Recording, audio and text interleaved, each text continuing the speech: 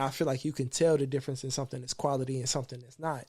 And I think that's the same with art. It's like you can tell the difference in quality and something that somebody just, microwaved out real fast. Straight up. So to me, the other thing was, as my career grew, was that you start playing big festivals. You mentioned like the Bonnaroos and the Made in Americas and all of these different festivals. It's so many festivals. And on those big shows, as an indie artist, you don't have control of what that stage looks like. And where I'm at in my career at this point in time, like you don't have control of that. So your only version of set design is your outfit. Wow. You know what I'm saying? So this was my version of communicating what it is I'm trying to say in this set. Mm-hmm. It may not even be communicating what I represent, what I stand for overall. But today, you're going to get this. If I want to feel like today you're going to get like effortless cool, I'm going to probably wear something athletic. You know what I'm saying? Like I'm going to look like I'm not trying too hard, And I may just not try too hard because I'm like, no, this is a vibe. Like this is the energy I want. At another set, like at a Regeneration show, you may get something where it's like fortunately Meg Pye was gracious enough to paint a suit. Shout out Meg. Oh, you know what I mean? God, like to hand paint a that suit. Was so fly, dude. And it was just like, okay, boom. Okay. We had to set that tone, you know what I'm saying? Yes, Lord. Yes, Lord. Okay. We are here, man. Mic check 1 2. We are back. Welcome to the Lost in the Sauce podcast, man. I'm your host, Sauce. Y'all replying, y'all getting up under them videos, y'all commenting, y'all liking, man. Make sure y'all subscribe, man. I appreciate everybody that has done so far. Man, y'all tap in with the sports show press, man, coverage. And man, just continue, man. Just continue to support the show, support these artists. We be having the music tagged up under the descriptions, man. Y'all just make sure y'all tap in and let's keep running it up. You know what I mean? This is a special one today. This is a special one. You know what I mean? This brother, he don't pop out often. He's always outside. I'll put it that way. He's always outside, but he don't, he's very sparing with his time. This is a very busy man. You know what I mean? And it's an honor to have him here today.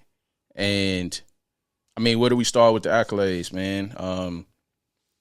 This brother has done, I think, a little bit of everything. You know what I mean? From being on major, interview platforms, man, like from Sway, This Is 50. I mean, the list goes on, man. He's done it. Touring. He performed on major festivals, Bonnaroo, Made in America. I mean, hey, this man has done it, man. He's continued to put on for Nashville. And not only with that, tastemaker, as you can see, you know what I'm saying? You know what I mean? One of the flyest in the city, hands down. Now we talking. Yeah. Yes, Lord. For sure that. And man, just to put the cherry on top, man, a community organizer, man. It's very dope when you have certain artists that can do what they do at the level that they do it and then still be able to reach back into the community and help, man. So it is an honor to have you here today, brother. Man, ladies and gentlemen, Mike Floss. Let's go. Appreciate you, bro. Appreciate you, man. It's an honor to be here, bro. Yeah, man. It's been I wanted to do it at the right time. Yeah, man. It's always. Yeah. Always, man. I'm big on divine timing, man. And it's been a thing for a minute, man. I've been following what you've been doing for a while now, and I mean, hey, man. I'm just glad you stopped by and graced us with your presence. You know what I mean? Thank you, bro. I'm just honored. I'm honored that you built this platform, bro. I feel like we got a lot of stories here. Yes. You know what I mean? And it's not too many people that's like lived them stories and like created a platform to express them stories. So thank you for doing this. Man, I appreciate it, man. Love. Let's start with the mental health, bro. How are you? How are you doing? Where you at in your space right now? I'm a little stressed. Okay. I'm a little stressed. For sure. But it's good, though. It's a privilege to even have the stress. You know what I'm saying? Because if it was nothing happening, it wouldn't be no stress. So for sure. I do a lot of things, as you said in that beautiful intro. I do a lot of things, and I try to do everything at a high level. Yes. So, time management is challenging, but it's achievable. So, yeah, other than that, man, I'm really, really, really excited. I got a show coming up July 12th. Yes, let's talk about it. At the Blue Room. I feel like I'm making some of the best music I ever made. And yes. It's been a fun time, man. It's been a fun time. Yeah, man. What do you want the people to expect with this show that's coming up, man? And especially with all that you have going on, being able to come out with like this type of rollout, bro, and this type of feel with the music. Like, what do you want the people to expect? Like theater, cinema. Like, it's like, so the idea has been like boiling in the back of my mind for about 5 years, to be honest. When I created the character Silver Slim, that's originally Silverback Slim, which has a deeper meaning. But the idea has been in the back of my mind for some time. I was living in Atlanta for a little while, and I came up with this, and it was just about me learning about people like Nat Love and Bill Pickett and these and Stagecoach Mary, who's was enslaved in Tennessee, and all of these black cowboys that made history for real, but history is hidden for particular reasons, and I was just so intrigued because growing up in Nashville, we grew up in Nashville before, you know what I mean? Yeah. But before Princes and hot chicken were two separate ideas. Yeah.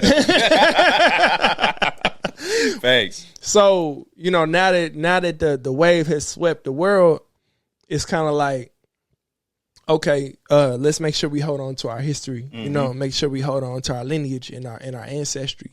And this is kind of in reverence to that, but also in resonance to that, because I relate to like that energy, and I relate to that feeling of being a black cowboy and being someone that appreciates an open field, appreciates freedom. Yes. So yeah, that's where it all stemmed from. Man. Yeah. I mean, and thank you for sharing that. That's gonna be dope to watch you unfold this story. You know what I'm saying? And we seeing it in real time. Like, I mean, you got the people excited, bro. I'm excited. You know what I'm saying? I can't wait to come to the show. And I just know you're gonna put on, man, and you're gonna do it. Yeah. You're gonna do I it. already know. For sure.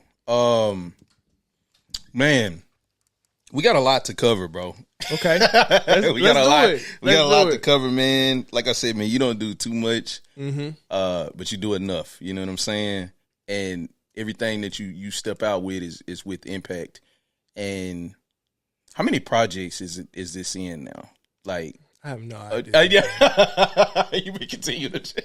I'm not counting, bro. It's just just do it. I just make what I feel and what I believe in. If I believe in it, it comes out. Yeah.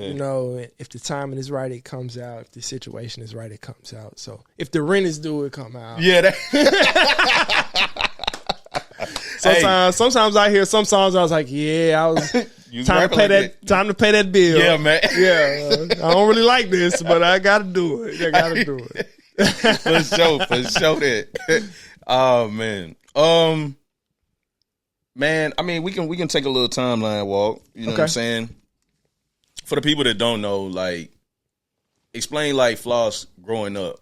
You know what I mean? What was that like? And we'll kind of weave through this timeline in this space. Okay. But take us to the beginning of the textures and the foundations that build not only the man that Floss is today, but the artist and everything else that encompasses that. Yeah. So, that's really important. Thank you for asking that. So I grew up in a church. You know what I mean? Born Again Church on West Trinity Lane was my church home, and my family is from Chicago, and before they migrated to Chicago, they was Mississippi. So we, like most black, low key, all black folks in this country, we come from the South. And then they moved to Mississippi around the generation of my great grandparents. I mean, they moved from Mississippi around the generation of my great grandparents, and then my parents moved back to Nashville. So, my dad is a jazz musician. Yeah. I grew up going to jazz festivals. I grew up you know, in studios, like coming from basketball practice and going to the studio, listening to saxophone players and drummers and, you know, hearing all of these different vocalists that can do acrobatics with their voice. And then at the same time, my mom was very, you know, my mom was on some, like, go get you some money. You know what I mean? Like, she was on some, like, get you an education, get you some money, get you a good job, like, take care of yourself, be creative, but keep a roof over your head, you know? So I got the practical and the imaginative, you know, at the same time. My parents still married to this day. You know, it's very, very rare to see that. Yeah. 2 black parents, 4 black grandparents. You know what I'm saying? Beautiful thing, man. So I grew up at Born Again Church, to go back to like coming up as, you know, in Black Christianity. And what that meant, you know, I did everything. My mom worked at the church for a long time. So I was an usher. I was in the band. I was in the choir. I was in the summer camp. I was a pseudo summer camp counselor. I did everything you could do at that church. I preached a sermon when I was 13. Wow. You know what I'm saying? Like, it was like fire. I did everything you could possibly do at that church, because that was where my mama was at work at. So after school, you either go to the studio or you go to my mama job, which was the church, or, you know, key around your neck, you go to the house. So that's some days too, yeah. I'm telling key you, around the neck. bro, you lose that key. Oh my God, that's your ass, Mr. Postman. Bro, lost that key. Yay, I was sick, and it's raining. Oh sick. Man, mama don't get off till 7. So you just outside. You know what I mean? But that was, you know what I'm saying. That's how we grew up. We grew up very, very. You know, it's everyday black folks. This ain't nothing particularly glamorous about it. But there's so much character and so much culture that's instilled in you. Yes. With our people. So I grew up with that context. And then also, like, jazz music was revolutionary in many ways, where folks is trying new things, where folks are exploring new ideas. My dad had a studio in the crib when I was 10 years old. Wow. You know what I'm saying? So it was like, and this is not laptop studio. We talking about real equipment. Yeah. It get hot in there when you cut everything on. You know what I mean? Like, this, it's the real deal. Yeah, for sure. And my dad, the whole reason my family ended up in Nashville is because my dad signed a record deal to this, to, I think it was either Warner Brothers or it was this other company called Magnetone. But he signed a record deal, moved to Nashville, and now I'm here. You know what I mean? So that's kind of how the whole thing unfolded. And he was touring with, like, country music artists and all of that kind of thing. So that's, like, I come from this. Man, growing up and seeing that, bro, like, how did that mold and shape how you wanted to, I guess, in a sense, jump out and present your music? I didn't know it was different. You know what I mean? Like, I was talking to a girl on the phone, and she was like, what is that in the background? I'm like, what are you talking about? And so my whole time, my dad playing trumpet in the house. But he's always playing trumpet in the house. So it ain't, this was normal to you. I can't even hear it. You know what I mean? She's like, what is that? I'm like, what are you talking about? Man. She's like, I sound like somebody's playing an instrument. I'm like, oh. I was like, oh, that doesn't happen. That was the first time. That was the first time I knew that wasn't normal. And, you know, at that point, I'm in high school. You know what I mean? I didn't know that I grew up differently. And somewhat isolated, to be honest. You know, I went to Pearl Cone.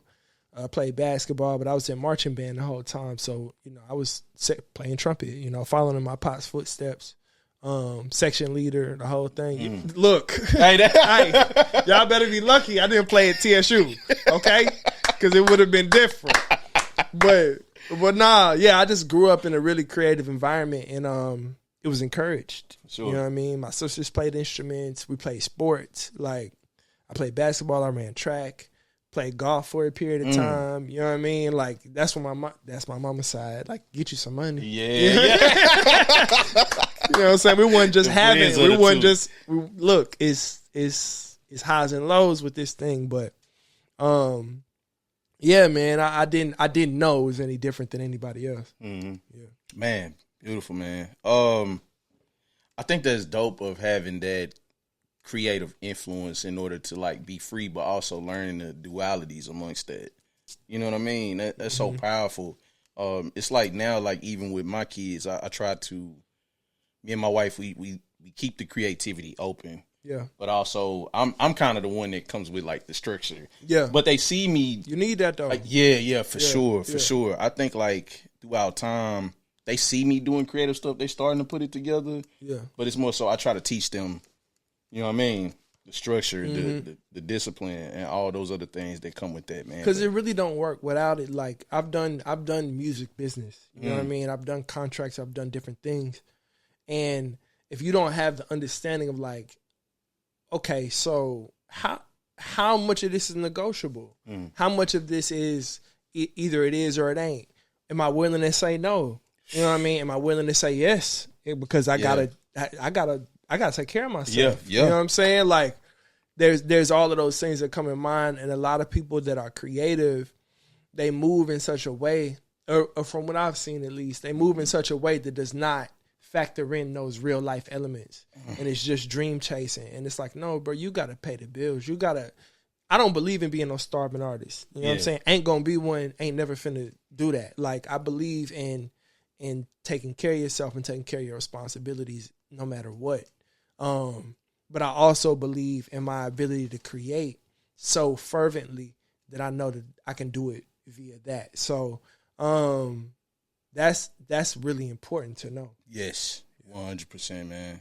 And I appreciate you even sharing that. Like, that's amazing. Yeah. One thing that stuck out to me when you was kind of laying this foundation for me and like explaining the early days of Floss, young Floss coming up, it seemed like your mind is always busy. Mm-hmm. It seemed like it's always like high level focus on a multitude of things. So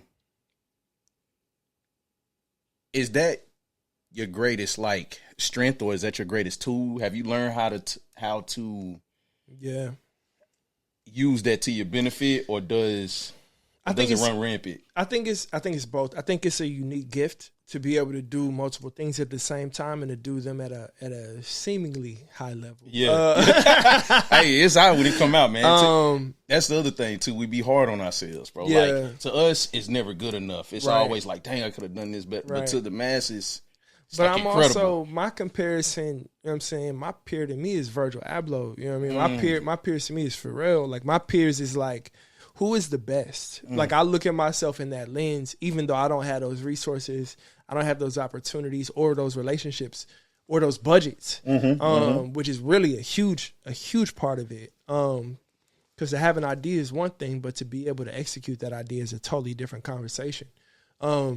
So me being satisfied with something means that I feel like this is better than everything that I've ever seen. You know what I mean? That's why I can confidently say I think I'm one of the best rappers in the world. Yeah. Because I compare myself to the best rappers in the world. I don't compare myself to anybody below that. Yeah. Like that's not a conversation to me.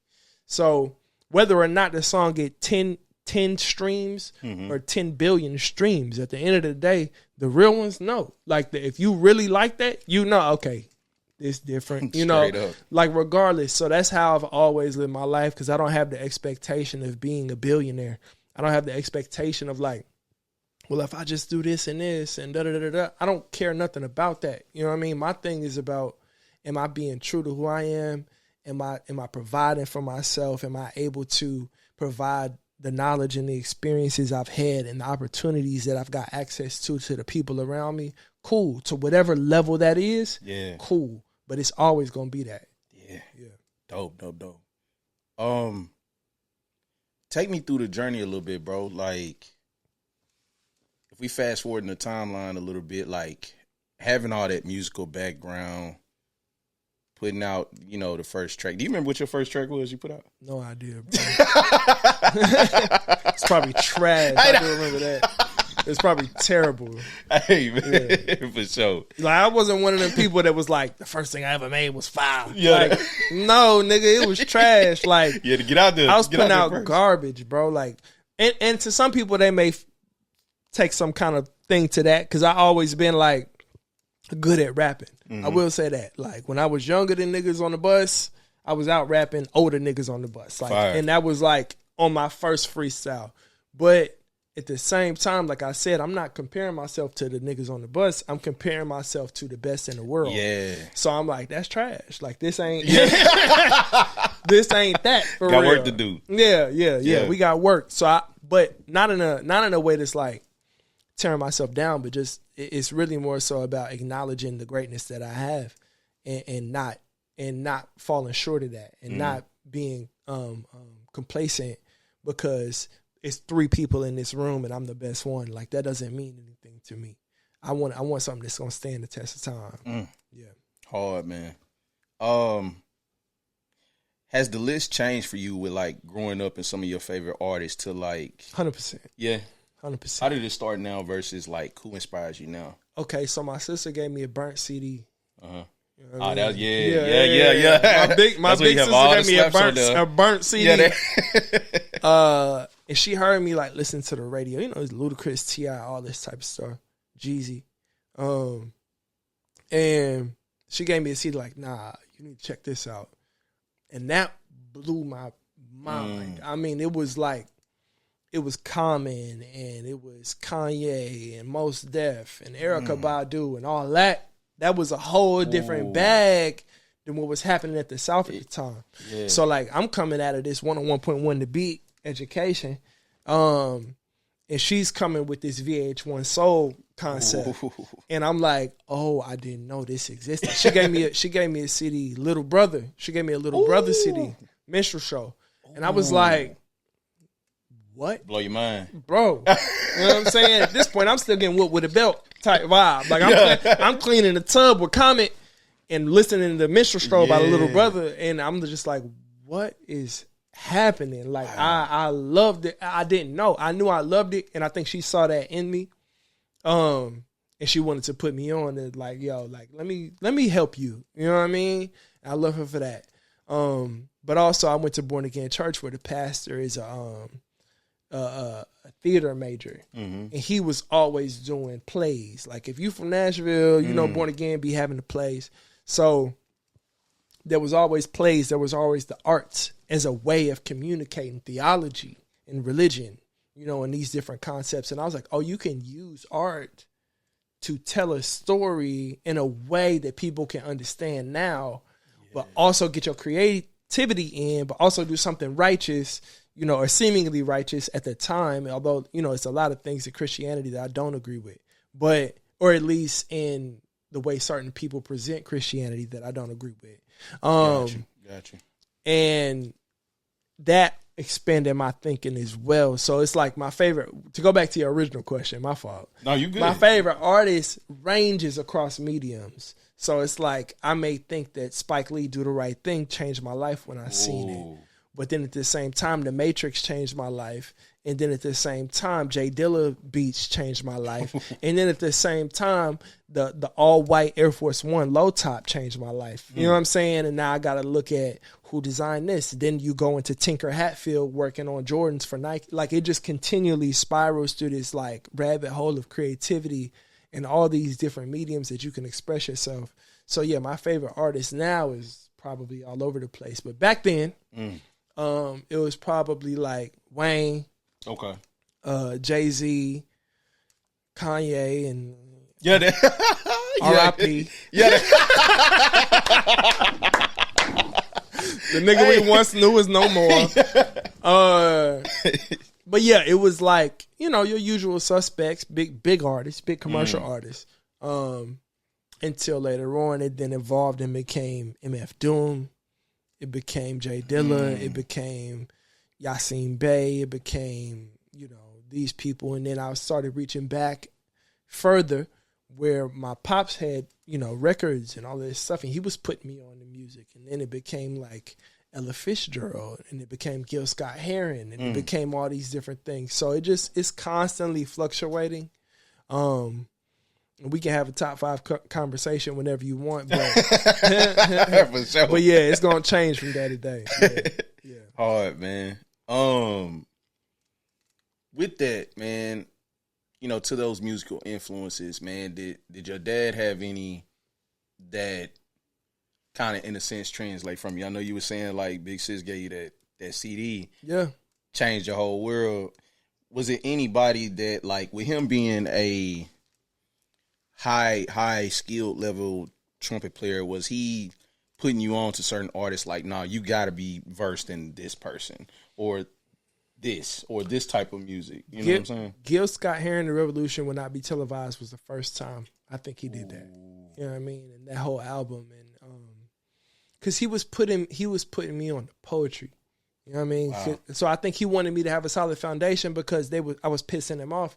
Like I was like, I was rapping so much. Like I had so many books full of raps, like notebooks, composition books, the back of my homework, whatever it was. I was rapping all till 4 a.m, you know, as a child. Like I'm rapping all day and they're like, yo, can you quiet? Like they mad. Like my family's mad at me for this. My sister mad. You know what I'm saying? Everybody mad because it's 3 o'clock and I'm rapping. Blasted, yeah. And I don't even have it blasted. And it's in my headphones, so I'm not realizing I'm yelling. Oh, why you rap? Yeah, and it's 3 o'clock. So they mad. But they're like, yo, he doing this every night. Let's try to support. Yeah. We mad about it, but let's try. So yeah. And I start off whispering, and then it grows into a speaking voice, and then it grows to me, you know, walking around the house rapping like I'm on the show. Yeah. But my dad knew. He was like, this is payback for him. He told me, he was like, my grandma, his mama told him, you gonna see one day, because he was going around the house playing instruments. You know what I'm saying?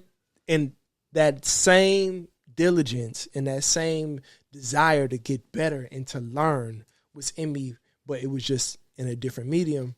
So yeah, The Revolution Will Not Be Televised by Gil Scott-Heron was the first one, and that blew. It just took my brain to a whole nother place. Wow, man. Yeah.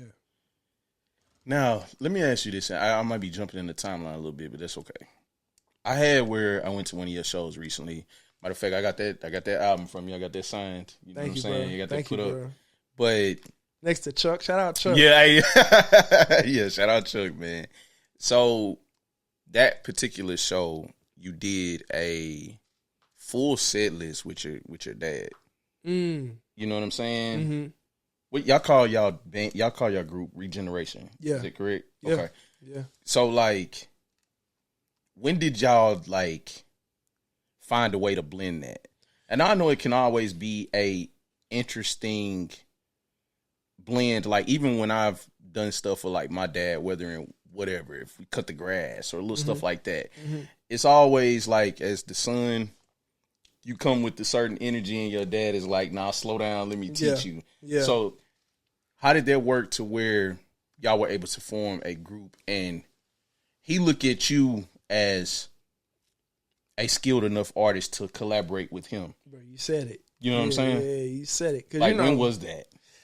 Ooh, I don't know, bro, but that's an extreme honor. Like folks may not know, like my dad named Rob Magaha, Google it, but this is one of, in the same way I say I'm one of the best rappers in the world, this is one of the best musicians in the world. You know, it's very hard to explain because unfortunately there was a time where, you know, jazz was like rock and roll, but, you know, the genre itself was somewhat colonized, was somewhat commercialized, and that genre doesn't fit into a commercial format in its purest form. Yes. So, but he wanted them, you know what I mean? Like for real.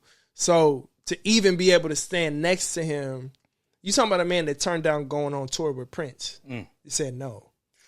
Like, this is different. You know what I'm saying? Like, this is a different. It's different. I didn't know that. Bro, it's different. Bro, I'm like, wow. He told me this later in life. Wow. I'm like, nigga, you what?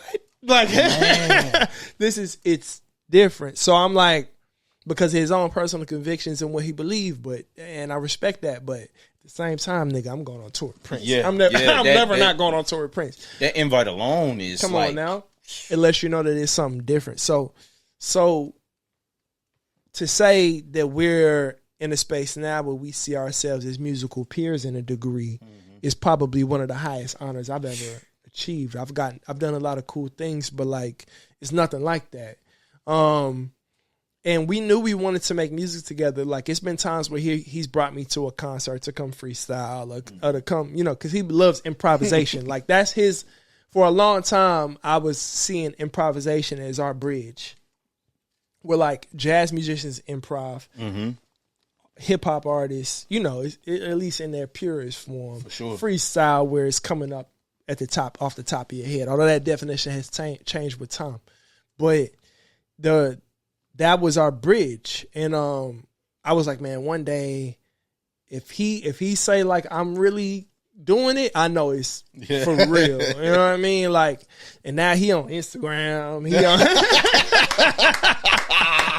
you know what I mean? I'm just like, bro, Pop's really he started a new art medium in his 60s and was like, now he's in museums as a visual artist. Yes. And I'm like, bro, like what? Like you can start from scratch in your 60s and be successful and then still blend that with what you already know and what you got going on. It's a true inspiration. So us making a bunch of music together, doing the Regeneration shows is like one of the most impactful things in my life. A lot of people don't get that privilege, and I don't take that for granted.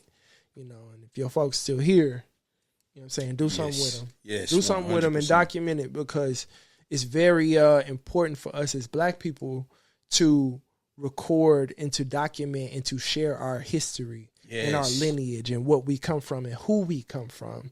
Yeah, you know, because we've been here, gonna be here. And are here right now, and I think that's really important. 100%, man. Beautiful. Yeah. And man, just going to that show, bro, like it was nothing short of incredible. You know what I'm saying? To see the gap being, you know what I'm saying, closed in, like connected, and seeing like what y'all did in the show and the songs, like. You know, I mean, it made me go and be like, hey, man, is this ever going to drop? Like, you know what I'm saying? Because y'all did that. Yeah. It's could we look forward to something like that? Would y'all put something? Yeah, absolutely. We have a gang of music. I mean, we did nearly an album's worth of music in 30 days. Wow. So, like, I hadn't heard that first Regeneration show we did. I hadn't even heard the music with a band until that day. Wow. You know what I mean? We made all of them songs in, like, 4 weeks, with my pops making beats. I would rap on it, send it back. He'll tweak the beat. He'll send it back. I'll change the drums. You know what I'm saying? We really doing it on the email type vibe, which is crazy. Hard. But I mean, we both got busy schedules, so it's like, let's do it, but let's do it however we can make it happen. So I hadn't heard them songs until that day, with a band.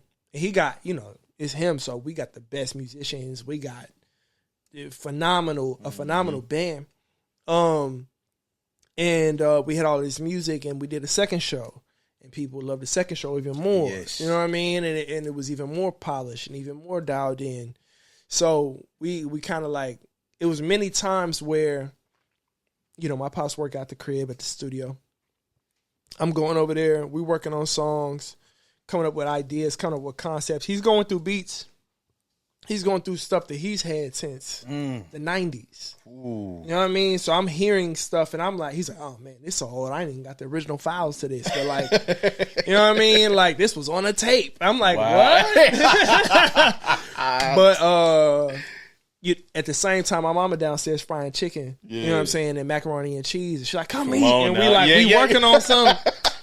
So it's real dinner. It's a real dinner table album. Like, we go downstairs, go eat. We talking about songs, eating fried chicken, and my mom was like, you know, what y'all doing? We're going to do it. So now my whole family is invested in this idea. So when you go to them shows, that's my sister in the front row. That's both my sisters in the front row, and my brothers-in-law, and, you know, and my mama's standing in the front row. Like, this is my family's history that we up here talking about on stage. And all of the things that we grew up with, and it's references, it's bars in these songs that only my sisters know what I'm talking about. You know what I mean? Like, it's real. So we definitely got something coming. But we just want to, you know, we're both very, very much so headstrong artists. Hey,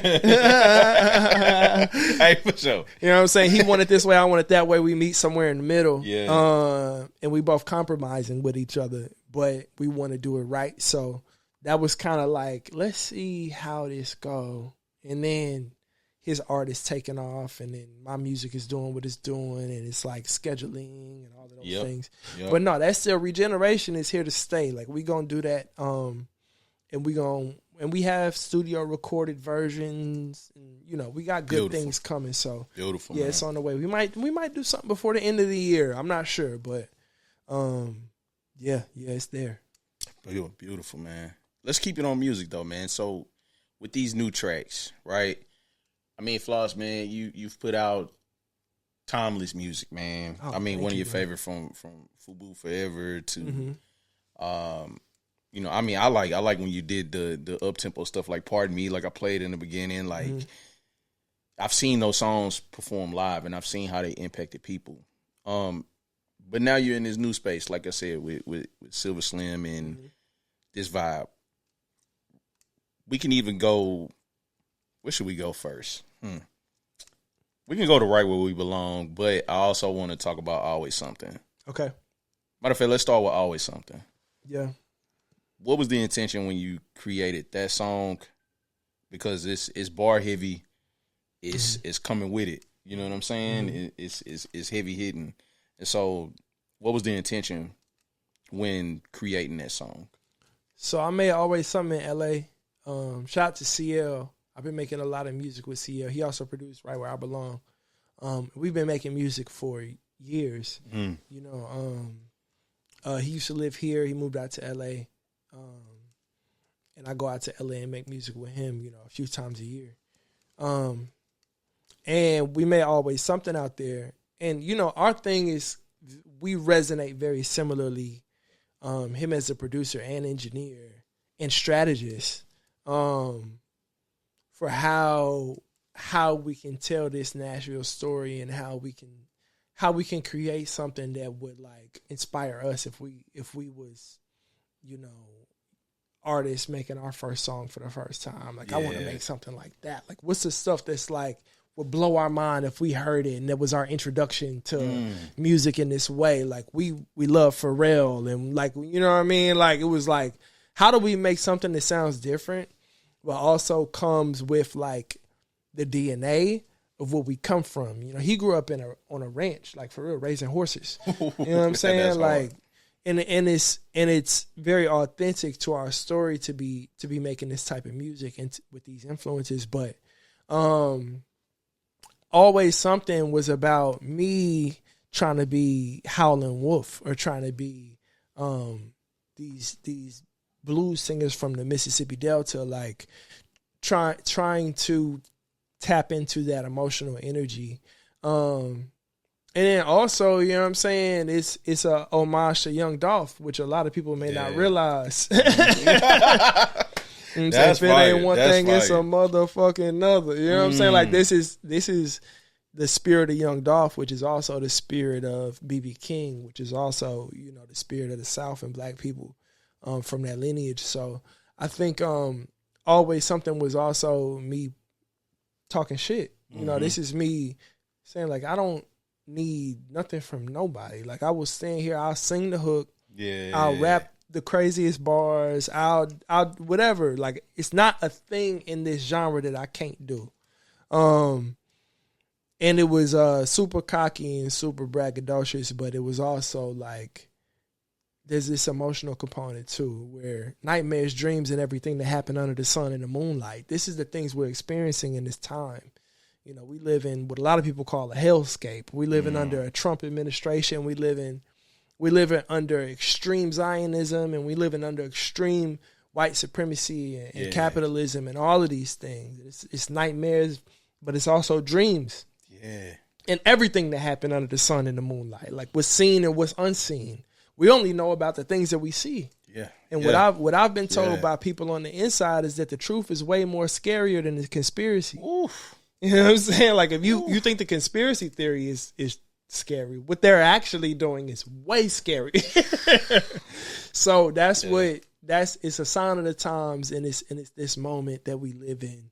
But it's flavor and it's the South and it's all of those things. Man. Take us to where Right Where We Belong.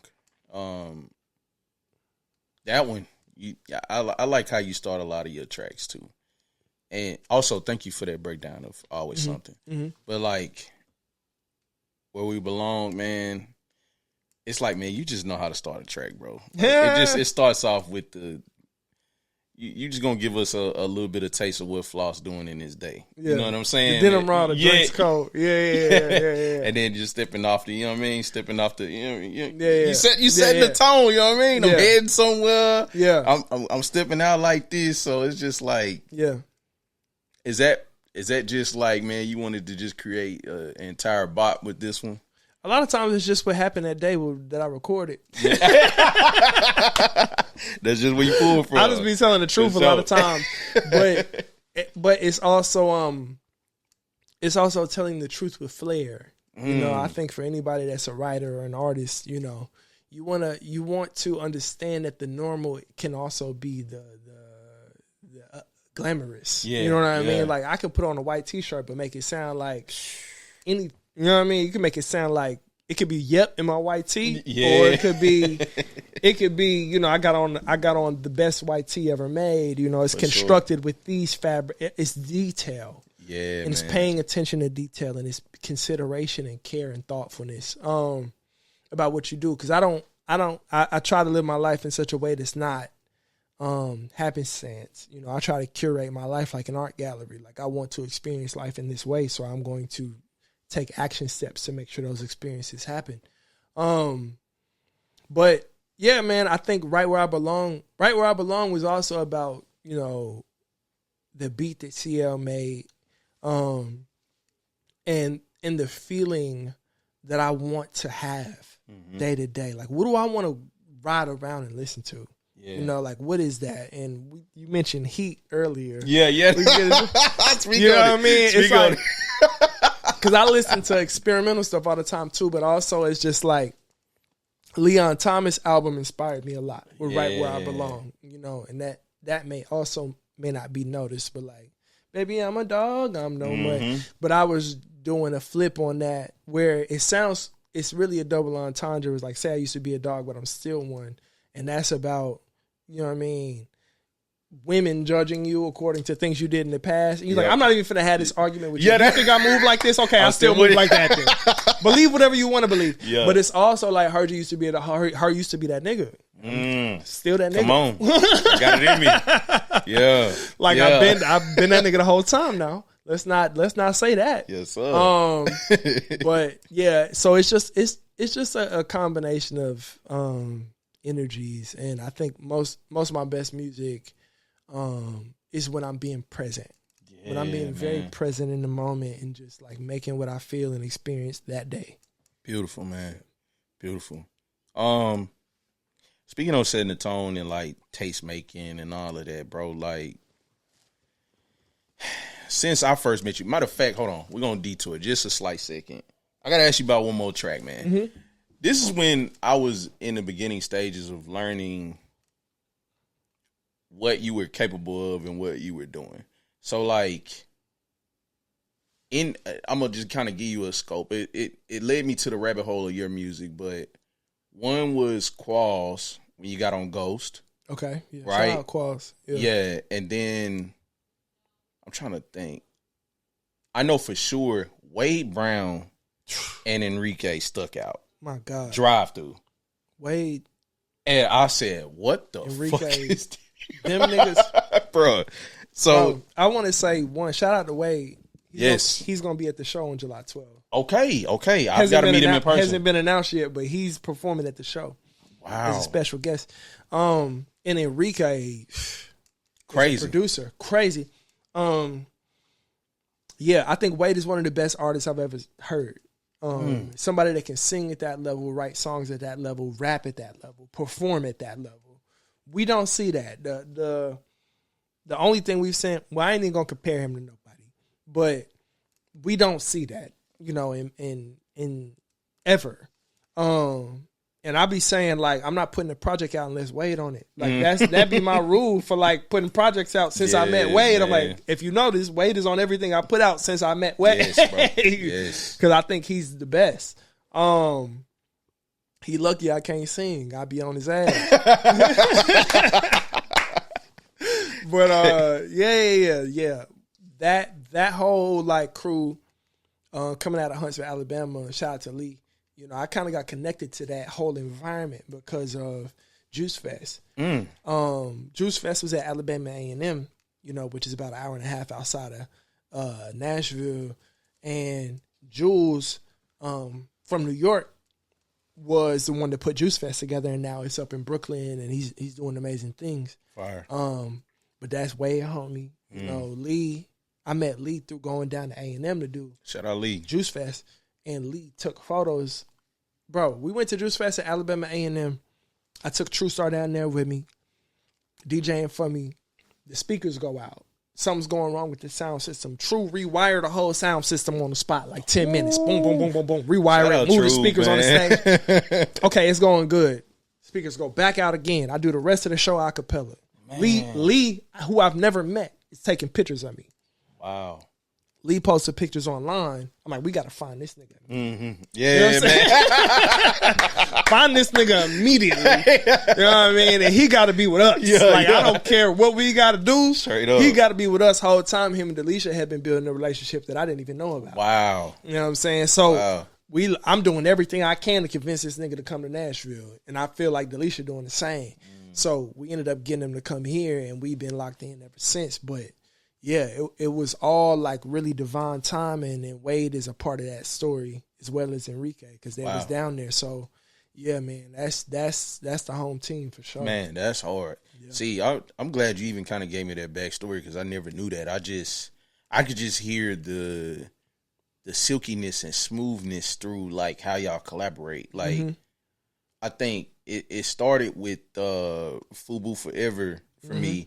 And then I'm like, who the fuck is this singing like that? Like, this nigga voice sound like a horn, dude. Yeah. Like, it's crazy. It's different. And you know what I'm saying? That led me to finding his work, what y'all have done together, and so on and so forth, man. And so, that's We're supposed to be doing the whole project, man. I was about to ask that, but I'm glad you beat me to it. Look, it's just, again, schedules, you know, but we've been talking about doing the whole project forever. You know, since we started making music together, like we was like, no, you and me, we need to do a project. Yeah, man. And we gonna do it if I got anything to say about it. You know what I mean? But we just got to get the timing right. For sure. Shout out Wade, man. Shout out Enrique. Okay, man. Let's talk about one of your best qualities. That's truly, well, I guess it's spoken on, but I think the raps come in the forefront in everything else you do. But man, you look fly in everything that you fucking do. You know what I'm saying? Yeah. So, you really know how to like style yourself. You know how to put that shit on. So just in the fashion realm, bro, from, you know, you got your Dapper Dans to your Pharrells to, you know, you got your Virgils to, you know, I mean, like we spoke on, you know, Kanye is one of those, but you know what I mean. Once upon a time. Yeah. For sure. Yeah. What has inspired you creatively and stylistically to have that intention with every time that you do step out, you're expressing yourself in some type of way? So it's a few different things. I come from fly niggas. Like my grandma was big on fabrics. Yeah. You know what I mean? Even, you know, my grandma, when she was living with us, she had Alzheimer's before she passed. And we would buy her clothes as like a birthday gift or whatever. And before she, you know, look at anything, she gonna do like this. You gonna feel it. She gonna feel it. And say, what kind of what we got going on in here? And she was just super fly. And you know, mink coats in her closet, evening gowns, and just like that presentation of self. That was big in my family. And with my dad being an artist, where it's like, you know, he's shooting album covers and stuff, and I gotta wear $1,000 sweater. I gotta wear, you know what I'm saying? I gotta look like it, even if it ain't like it. Even if it ain't like it, I gotta look like it. Yeah. And then for me, you know, I've been working since I was 13 years old. Like, you know, I was making a paycheck before I was supposed to be making a paycheck type deal. Into it. Shout out to the child labor laws. Yeah. But yeah, I was getting a paycheck and buying Air Force Ones and buying, heavy denim big shorts and jabos and you know what I'm saying, jerseys, stitched jerseys, the black Kobe jersey with the 8 on the back. You know what I mean? Like, yeah, man. No press-ons, no stitched only. You know what I mean? We doing that. So I was always about quality. And I feel like you can tell the difference in something that's quality and something that's not. And I think that's the same with art. It's like you can tell the difference in quality and something that somebody just, microwaved out real fast. Straight up. So to me, the other thing was, as my career grew, was that you start playing big festivals. You mentioned like the Bonnaroos and the Made in Americas and all of these different festivals. It's so many festivals. And on those big shows, as an indie artist, you don't have control of what that stage looks like. And where I'm at in my career at this point in time, like you don't have control of that. So your only version of set design is your outfit. Wow. You know what I'm saying? So this was my version of communicating what it is I'm trying to say in this set. Mm-hmm. It may not even be communicating what I represent, what I stand for overall. But today, you're going to get this. If I want to feel like today you're going to get like effortless cool, I'm going to probably wear something athletic. You know what I'm saying? Like, I'm going to look like I'm not trying too hard, And I may just not try too hard because I'm like, no, this is a vibe. Like, this is the energy I want. At another set, like at a Regeneration show, you may get something where it's like,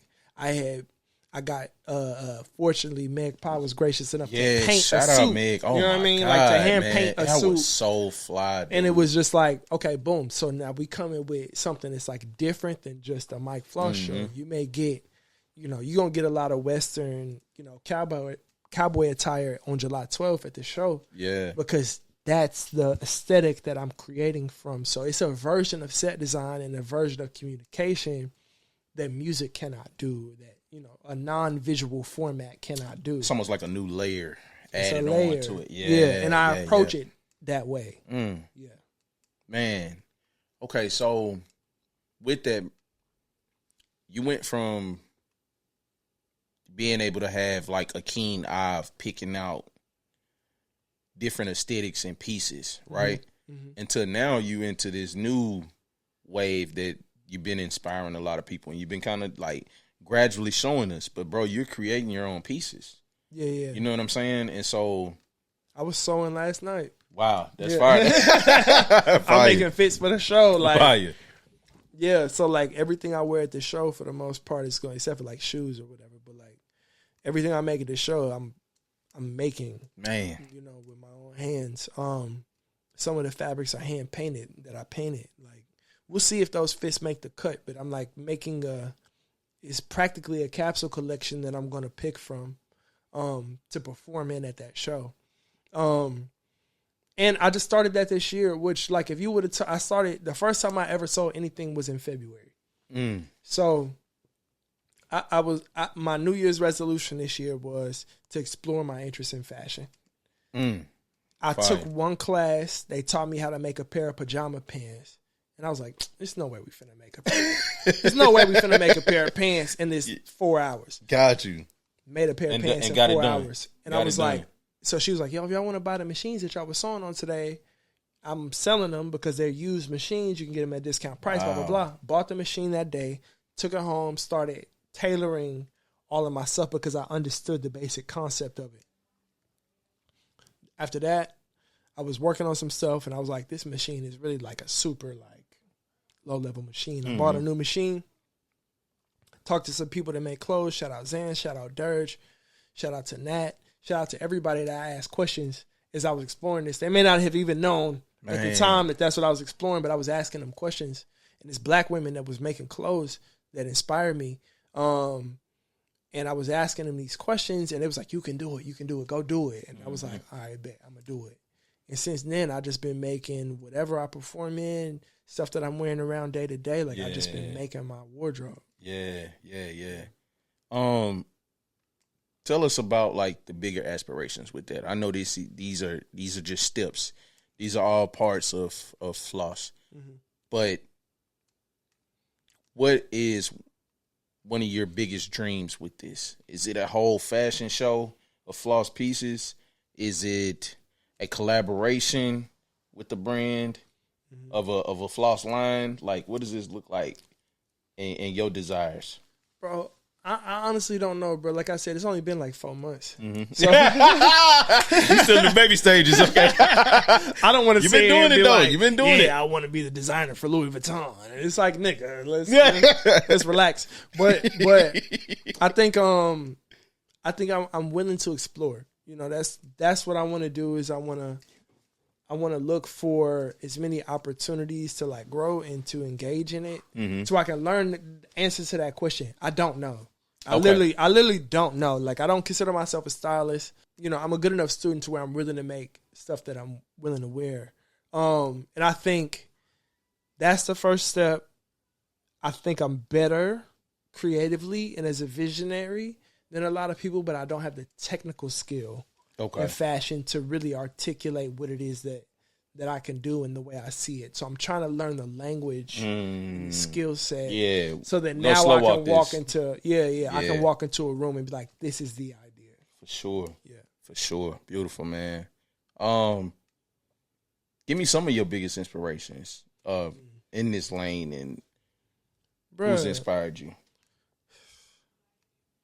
That Yeezy collection when he was in the was it Madison Square Garden?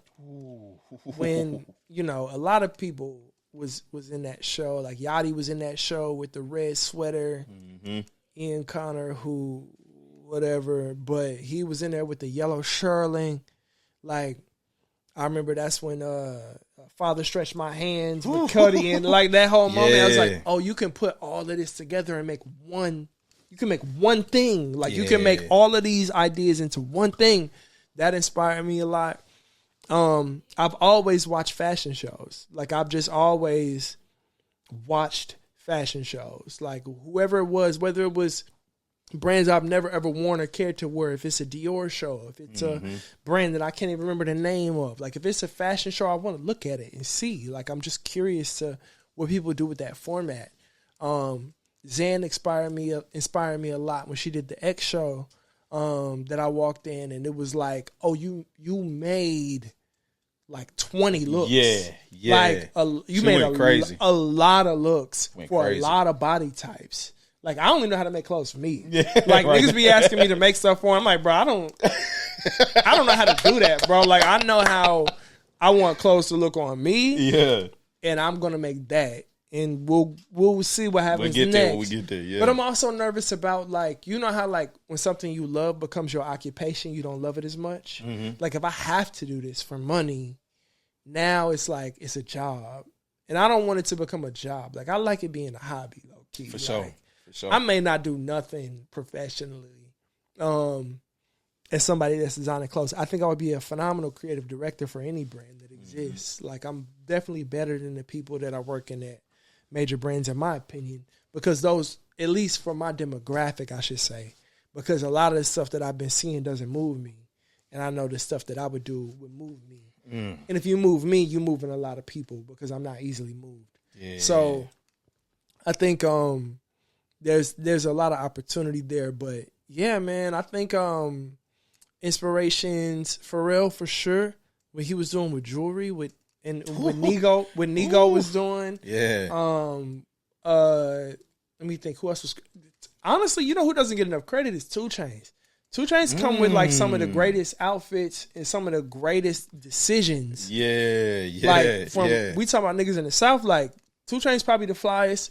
Offset, he does a really incredible job. Yeah. And then when we talk about creating your own world and your own aesthetic, Toby Nwigwe created his own look. Things that I probably wouldn't wear, but they're associated with his identity. And his whole brand and that, like, it's beautiful. That mint and it's beautiful. Crazy. Like but it's a choice. One thing that I've been really infatuated with lately is like, these things happen as a result of choices. He chose to say, I'm gonna pick a color, and even if I'm tired of seeing this color, I'm gonna ride with it until people associate me with that mint green. Like, that's a choice. Like, you made a choice, and a series of choices leads to success. Yes. A series of wrong choices lead to destruction. But for him, it really worked out and is consistent with his identity and his family and what he represents. And I'm just like, okay, I want to make hard choices and I want to stick it through for the long haul. Fire, man. Yeah. Fire. That is amazing, man. One of the other things I want to ask you about, man, you know, like I said in the beginning, man, you do a lot of community organizing. Mm-hmm. Not only are you able to do like your music at a high level, the fashion, the lifestyle, the aesthetic, and what all comes with like taste making and the things that you choose to do, but you actually have chose to go into your community and help radicalize all of the things that have been wrong and go in and do the day-to-day work to help and collaborate to correct them. Yeah. You know what I mean? And so, and you make it look fly while you do it. You know what I'm saying? So can you speak on that a little bit of what all you guys do with the Southern Movement Committee? And, you know, I mean, y'all just got a win not too long ago. Yeah. You know what I'm saying? So just kind of like speak on that. But I definitely want you to figure out how to break it down in a digestible way for people that may not understand what y'all are doing in real time. I got you. So the easiest way for me to explain, so the work of the Southern Movement Committee was born out of the uprisings in 2020. You know what I'm saying? And also out of a long history of resistance and community organizing that exists in Nashville and Tennessee and across the South. 2020, we realized the need for Black people to have a space where we can talk about the problems, discuss the solutions, and turn those solutions into action steps. For sure. Right? A lot of times people talk about the problems, right? Sometimes people talk about the solutions. Very rarely do people turn those solutions into action steps and then actually do something about it. Yeah. And that's what community organizing is about like, we can sit here and talk about it all day, but what we finna do? You know what I mean? What we finna Straight do? Up. How do we have infrastructure to sustain what I may not be able to do, but you can contribute to, you know, and we can make a collective effort to make change. I think that's what it's all about. Let's bring people together in the room to plug them into an infrastructure where you can, to the level of your capacity, contribute to your people. Yeah. Because absent that infrastructure, it burns out. You know, it becomes a protest that happened and is now no more. You know, but sustained resistance and true what we call revolution, which we talk about the complete transformation of society, how we see it and how we know it. Yeah. That takes infrastructure. Yes. You know what I mean? Yeah. And that takes investment. And investment can look like money. Investment can look like time. Investment can look like ideas. You know, investment can look like relationships. There's many different ways to invest. And we created an infrastructure that can hold those variations of investments. So the Southern Movement Committee just recently got a big win. 2024, we got $1 million budget allocation in the city of Nashville to go towards community centers and to build the country's first Office of Youth Safety, which is an office that is a government office in Metro Nashville that is to prevent youth-based gun violence that does not include the courts and does not include police. This year, we got that increased to $1.7 million. Wow. So we're moving towards a sustainable model that can be an alternative to police and an alternative to incarceration, an alternative to reactive action. And it's about preventing something that happens. Because if you ever lost a loved one or you know people that have been affected by gun violence, after somebody get killed, it's already happened. Straight up. We can lock somebody up. We can do whatever, but that ain't going to bring them back. Yeah. So our idea is like, how do we keep that from happening in the first place? Which is much more important than punishing somebody for doing something harmful. Yeah, man. Beautiful, man. And congratulations on that. Thank you, bro. Yes. Yeah, it's a win for all of us. I think the Youth Assembly, you know, we began to realize that it's these teenagers, you know, these freshmen and these 8th graders, these young kids that really have the imagination and the creativity to shift our reality. Yes, man. You know what I'm saying? Yes. So again, we provide the infrastructure and the development and the training look, you come in the lineage of John Lewis and all of these SNCC organizers, you know, that was at American Baptist College and TSU and Fisk and Meharry and all of these students that went to Pearl High before it was Pearl Cone. You know what I mean? As a Pearl Cone graduate, I respect my legacy that I come in these North Nashville school that really said, all right, we're going to let y'all leave school to participate in this protest, to participate in the freedom rides, to participate in resistance. And it's really important, you know what I'm saying, because hip-hop was born as a black medium of expression and a black medium of saying, nah, fuck that. We not finna just be moving wild because that's the dominant societal norm. We come in a different angle that includes community, that includes love and peace and like understanding and knowledge and sharing of wisdom across generations. We come in all of this. And I think one of the most important things a person can do is fight for their community. Yeah, you know man. what I mean, it's an honor and a privilege to fight for our people. So I make time for that, and I prioritize that because I know that that's going to be the thing that outlives us all. Yeah. And I'll say, man, one thing that impressed me with coming to one of the, you know, community organizing meetings, it all came, it kind of all hit me at one time of like, oh, I get it now. You know what I'm saying? Well, y'all have people from like real estate there. Y'all have other like organization leaders. Y'all had the mayor there. Y'all had just all of these people to be able to come in one spot and talk about these issues. Yeah. And be able to share dialogue amongst one another of solutions and actually getting to those root solutions. Like, that was amazing, seeing that in real time. Yeah, the State of Black Tennessee, it happens every year. We do it at the top of every year. And we bring people who don't necessarily find themselves in the same room together. Yeah. You know what I mean? Like, I may live 3 blocks from you, but I don't know that my council person lives in my district. Yeah. I don't know that literally they live in my district and I could probably walk to their house. Like, it's a really important set of information that people don't have access to. So we try to give people the access to the information so that they know, oh, I can participate even if I got felonies on my jacket. Like, even if I cannot vote in a election as we currently see it, I can still politically engage. I still have rights. I still have all of these different things that I can access, but based upon the information, I cannot access it. So we trying to make it as readily available as possible. And it's kind of my job. I'm the arts and culture director at the Southern Movement Committee. It's my job to make it palatable. You know what I mean? It's my job to make it fly, to make it approachable, to be like, oh, okay, I'll at least walk in the room. Once you walk in the room, you're going to agree because you come from these same set of experiences. You know what I mean? But I got to get you in the room first. So that's kind of like what I strategize around and what I try to do. Man, you're doing it at a great job, man, and at a high level. Man, I'm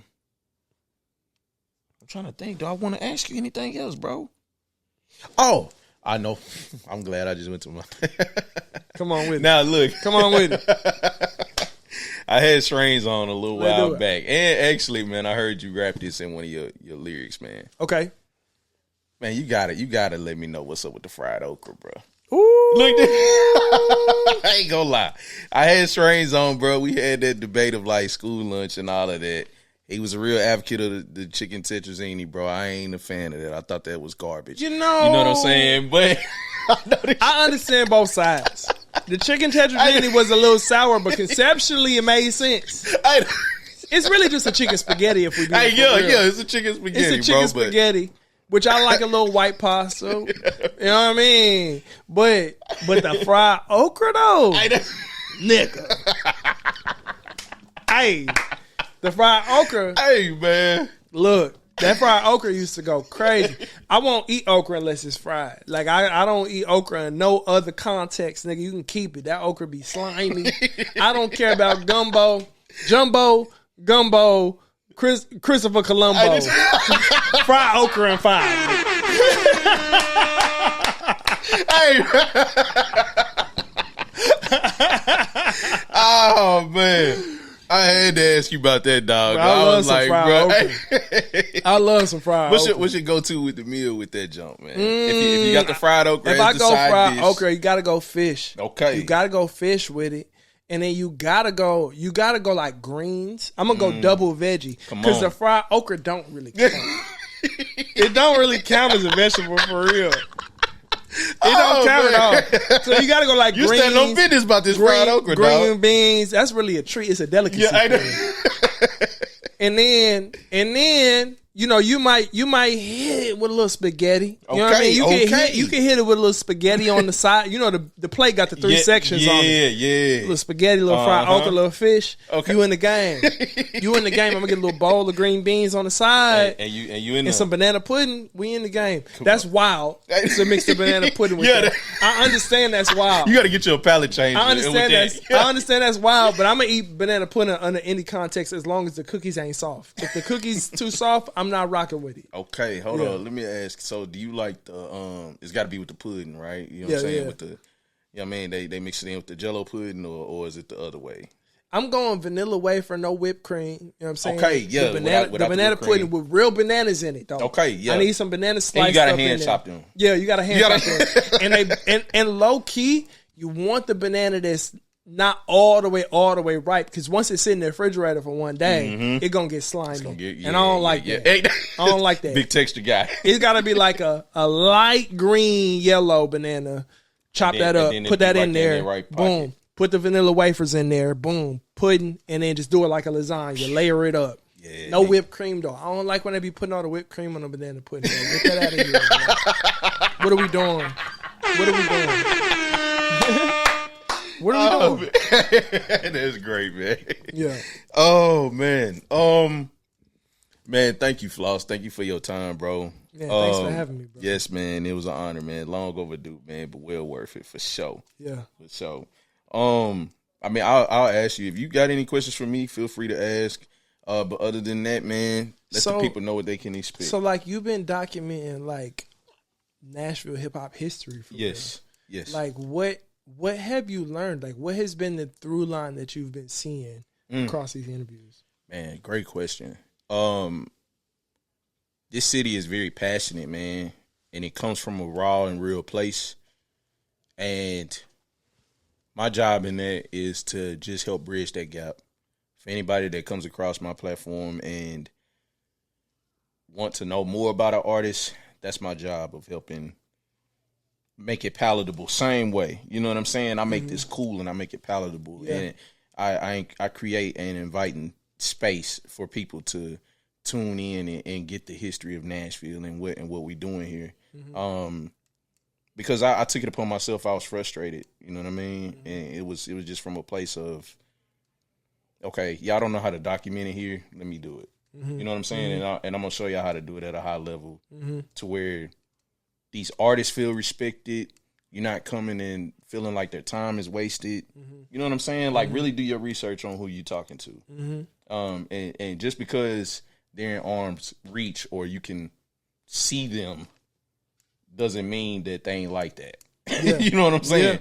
And so that's the job I kind of wanted to, you know, take upon myself to convey to the people. Okay, my other question, the movie Sinners, you seen it? Yes. What'd you think about it? I thought it was amazing.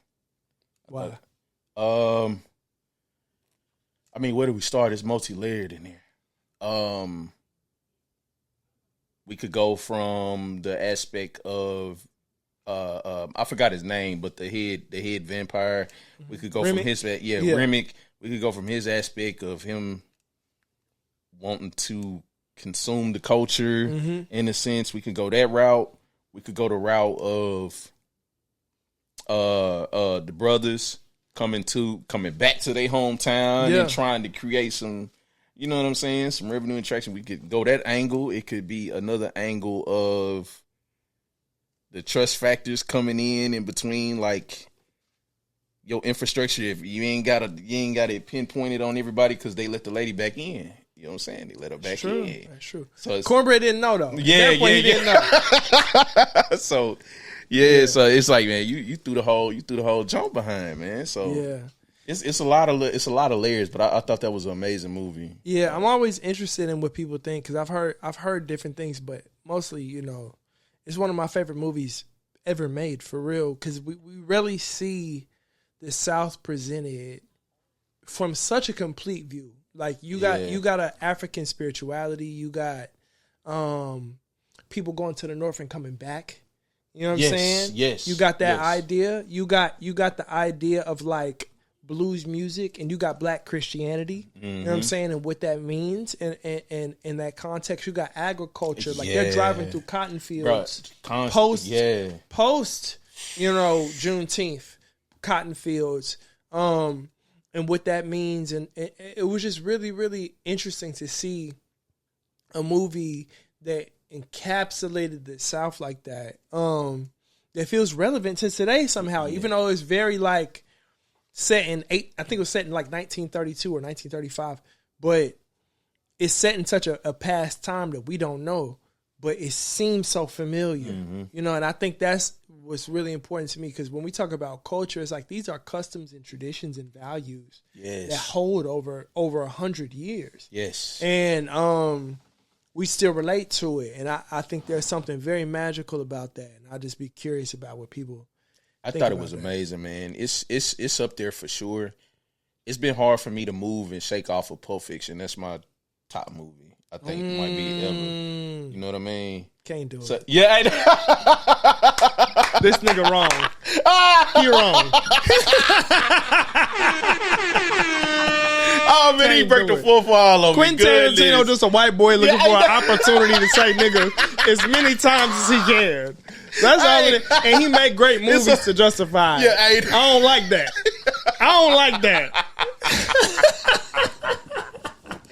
Oh, man. Yeah, he needs his ass whooped. But see, what sold it for me was Samuel L. Jackson. Yeah. That's what got him up there. You know what I'm saying? He did his thing, man. I like Unc, but that boy, they know he wrong. They know he wrong. He makes some good movies though. I like Django. I like Django. I like Django. I like Hateful Eight. Was that Quentin? Yes. Yeah, I like Hateful Eight. Hateful Eight was great. I like a lot of the Quentin Tarantino movies. What the fuck he know about being a nigga? Yeah, he don't know nothing about that. So I'm just like, it's very interesting, man. It's almost like this, and okay. Here's a hot take. It's almost like we cannot separate somebody being right from somebody being talented, right? You know how a lot of people be like, "Can you separate the art from the artist?" Yeah. R. Kelly made amazing music. Horrible human being. Yeah, you know what I mean. And there's reasons as to why he has these horrible things, and there's probably a lot of trauma and a lot of all of this going on. But what you did, you cannot erase the impact 100%. Of how you violated these people. And that doesn't mean that Step in the Name of Love was not a bop. Right. You know what I mean? I think if we start separating, great art from harmful humanity or harmful actions, then it makes us start to think that like, oh, because you make such great art, there's no way you could be a harmful person. No, you know what I mean? Like that can't be possibly true. Puffy made I Need a Girl Part 2. Yeah. There's no possible way that he did all of this. These horrors. when the reality is he did both. You know what I mean? Like both things exist at the same time. How do we approach that then? What you mean? So, like with what you're saying, from your opinion, how do we approach that? I think we acknowledge it. I think if we have, like I said, we separated or cast we talking it about out? Okay, let's go to revolution. We talking about revolution meaning the complete transformation of society. Right now, the way our society works, you do something bad, you get punished. Right. After the course of your punishment, then we release you.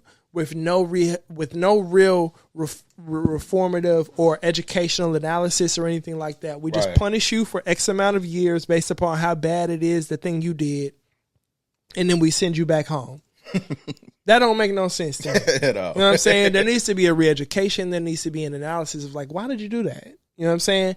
Think about what you did. You got kids. You know what I'm saying? I don't have no kids, so I'm sure you experienced this to a higher degree than me. But I got nieces and nephews, and it's like, when young kids do things, right? They may have an inkling that it's wrong, but they're going to do it to explore. And you're going to be like, what made you want to do that? Right. Let me understand and let you understand, why did you do that? Got you. You know what I'm saying? Yep. He made me mad, so I hit him.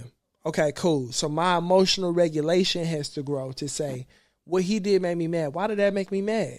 Was he trying to make me mad? Was he trying to harm me? You know what I'm saying? Was I defending myself or was I lashing out? Those are two different things. You know what I mean? So I think we have to start treating society in the same way that says, oh, this man got $1 billion and he did the most destructive things in the world. Oh, maybe there's something wrong with somebody having more money than everybody on earth. You know what I'm saying? And exploiting all of these people to attain this money, and it twists your brain in such a way that you no longer care about the human beings around you. Yeah. Like, there's something to capitalism. There's something deeper here happening that should not be happening. And if we remove that thing that is happening, maybe your actions change. You know what I'm saying? It's very likely that your actions change. If I cannot wield my power over you to do harmful things, maybe I see you more as eye to eye rather than I'm above you. You know, and I think we change society accordingly. Yeah. That's a deep thought to ponder on, man. Yeah. Yeah, that's heavy. That's heavy. Yeah, it's a lot. It's a lot. I know I said a lot, but like, that's good. That was a great point. I think that's what it's about, because we try to separate the art from the artist, and I don't think you can. I think you can accept the art, and I think you cannot accept the behaviors of the artist. Yeah. But you cannot separate these two things. Kanye West made amazing music, and he's probably very likely that he is genuinely mentally ill, and very likely that he's making decisions of good health and sound mind that are based upon attaining money. You know what I mean? That are based upon, I want to be a billionaire and I don't care what I have to do to be it or who I have to sit with and do business with to be it. Do you feel like that could be due to trauma of that's a part approaching it pure, yeah, being done wrong? Yeah. And because you could have a immediate response. Like, it could go three ways. It could go, all right, I'll try to take this route. I could respond this way, or I could just crash out. Yeah. You know what I'm saying? Yeah. I think it is. I think trauma is definitely influencing it. Do I think it's just trauma influencing it? No. I think some of it is individual decision making and what your values are. Do I value, black people over white supremacy? No. Do I value money over black people? Do I value white supremacy over money? You know what I mean? Like, there's all these different versions of what are my values? What do I actually care about the most? And a lot of times in this country, what people care about the most is self-serving, because the way we've been socialized is to do for self. And that destroys the village. It destroys community. It destroys the idea of humanity itself, which is why the earth cannot sustain. Yeah. You know what I mean? People will destroy the earth to be rich on it. If it ain't no earth, how you gonna be rich? Yes. So it's just like body knowing. That's hard. It just doesn't make any long-term sense, but it's present self-serving things that people are choosing, and I feel like we have to fight against that. We have to present other ways of doing things. Like, there was a time, right, and I know I'm talking a lot, but there was a time where people were saying Black Lives Matter and people were saying defund the police. But what they weren't saying was fund what? What do we fund? You know what I'm saying? Don't do this, but what do we do? Yeah. And the reason why the Southern Movement Committee has been successful is because we've presented the idea of what we do. Coming with solutions. Right, rather than what we don't do. Yeah. You can tell me don't touch that, but I'm thirsty. So how are we going to address my thirst? You know what I mean? You telling me not to steal, but I'm poor. So how are we going to address my poverty? We got to present something that people can do to address the needs that they have. And until we do that, our movements will not be sufficient because people's needs are unmet. Man, thank you, Floss. Yeah.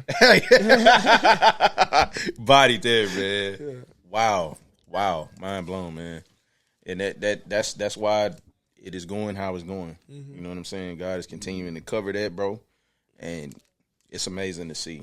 Yeah. You know what I'm saying? Yeah. So, yeah, man. Man, thank you Thank you, You know bro. what I'm saying? Yes, sir. Thank you, bro. July 12th, Blue Room. Yes. You know what I'm saying? We in that thing. Yes, sir. Let me know. I'll throw you on my guest list. Come on, man. Yeah. I got you. I'm in there. There we go. I'm about to go give me a little cup. You know what I mean? Give me some lemon pepper steppers. Yeah, you know what I'm yeah, saying? come on, And, yeah. You know what I mean? Floss gonna have out the, you know, he gonna have out the guide. You know what I'm saying? Yeah, where yeah, y'all we can gonna get see a what you style need. guide out. Yeah, come Yeah. on now. You know what I'm Yeah, saying? yeah. We're gonna step through there. Yes, Lord. For sure. Thank you, man. Thank you for your contribution to the culture, bro. Thank you for everything that you have done up to this point. Thank you for pouring back into the community in an impactful way. Doing what you're doing at a high level and just fly with everything that you're doing, bro. It's really inspiring. If any of the other creatives don't tell you that, they watch how you move and how you know what I'm saying, how you roll out everything. It's an honor. Yeah. So you one of them ones in the city, man. It's like when they come through here, Floss' name got to be mentioned in that. You know what I'm saying? And Thank you, bro. it's a template. You set the bar high, and it's an honor to have you here to just chop it up, man. You know what I'm saying? Look, man, I love your pod, bro. I'm really excited about what you're gonna do with it and how it's gonna grow. We was talking about that earlier. Yes. It's gonna grow for sure. And any way I can support it, man, I got you. Love, man. Love. I'm gonna give you kind of a minute, man. You let the people know whatever, or if you want to break the fourth wall, you know what I'm saying? Yeah. You let them know whatever you want to let them know, bro. Hey, look, And July let's get 12th, the Blue Room, right where I belong. Always something. World Wonder streaming. You know, I got another song coming out very, very soon. Probably in July. It might come out the day of the show. I don't know. But July 12th at the Blue Room, we in there. Put them cowboy fits on. You know what I'm saying? Channel your inner black cowboy. You're resilient. Your most rugged individual. Bring that to the venue. It's gonna be a really great experience, and more music coming out all year. Yes, sir. Ladies and gentlemen, Mike Floss. Yes, sir. Beautiful, man. Beautiful. Now I'm gonna play an oldie but goodie, man, because I surprised you and I ain't realize that. But yeah, we're gonna ride out today, man. Let's get it. Matter of fact, tell these people about that actually before we get up out of here. Oh yeah, because yeah, a lot of people don't know about that track, man. I was living in Atlanta. I recorded Alicia like at 3 a.m, and I was just rapping on. I was watching a lot of Game of Thrones at the time. Mm-hmm. You listen to the lyrics, you'll hear a lot of Game of Thrones bars in there. But I was listening to it, and I found the original sample, and I was like, man, I'm just finna rap on this and put it out tomorrow. And I really didn't know nobody really paid no attention to that, but my homeboy had hit me like, nigga, this cold. And I was like, okay, cool. But that's pretty much as far as it went. So when you was playing it, I was like, oh, okay. It surprised you. Yeah, I might have to do that at the show, man. You inspired me. Come on now. Come on. Yeah. All right, man. We're going to play this Alicia, man, and we out, man. Like I said, man, y'all make sure y'all subscribe, man. You know what I mean? Tap in. Hey, man, yeah. Till next time, you dig. Lost in the Sauce Pod, Mike Floss. Let's go. Peace.